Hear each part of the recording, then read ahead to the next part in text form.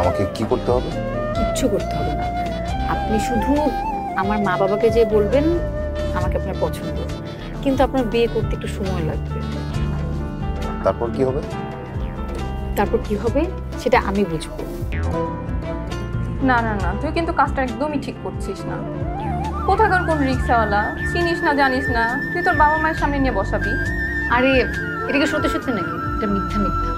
আর তুই রিক্সাওয়ালা বলছিস কেন? কি আশ্চর্য, রিক্সাওয়ালাকে রিক্সাওয়ালা বলবো না? না বলবি না, শিক্ষিত ছেলে, কোনো সমস্যায় পড়ে রিক্সা চালাচ্ছে। আর শোন, ওকে যদি ধুয়ে মুছে একটা জায়গায় দাঁড়া করানো হয় না, তোর বয়ফ্রেন্ড পিয়াসের থেকে ওকে 1000 গুণে হ্যান্ডসাম লাগবে। কি বললি তুই এটা? তোর মাথা কি পুরাই গেছে? মানে কিসের সাথে কি মিলাচ্ছিস? ঠিকই আছে, বিপদের সময় তোমরা কেউ ছিল না, ওই রিক্সা আমাকে হেল্প করছে আর এখনো করতেছে। তোদের সবার থেকে আমার ওই রিক্সাওয়ালাই ভালো। যে যেটা ডিজার্ভ করে সেটাই তো বলছি। পরে আপনি কি নাকি পরে চলে আসেন, পর আমার মান সম্মানে লটস্পাই হয়ে যাবে।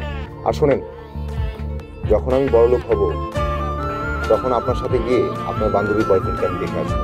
আচ্ছা চলেন, সন্ধ্যা হয়ে যাচ্ছে, উঠি। হ্যাঁ চলেন। এসব কি হচ্ছে বাসায়? আবার কি হলো? ছেলে নাকি সত্যি সত্যি রিক্সাওয়ালা? সেটা আমি কি করে জানবো? একটা রাতে তো ব্যাপার, শান্ত হব, কাল আমরা বসলেই তো সবকিছু জানবো। এটা কোনো কথা?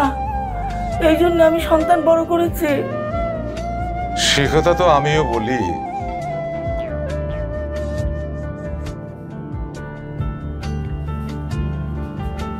আর কতক্ষণ বসে থাকবো?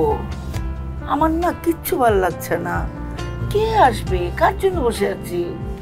আরে তো অস্থির হচ্ছে, আসবে তো।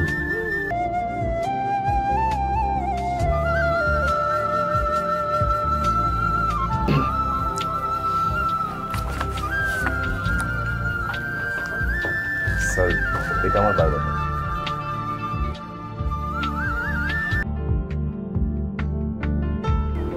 কণা,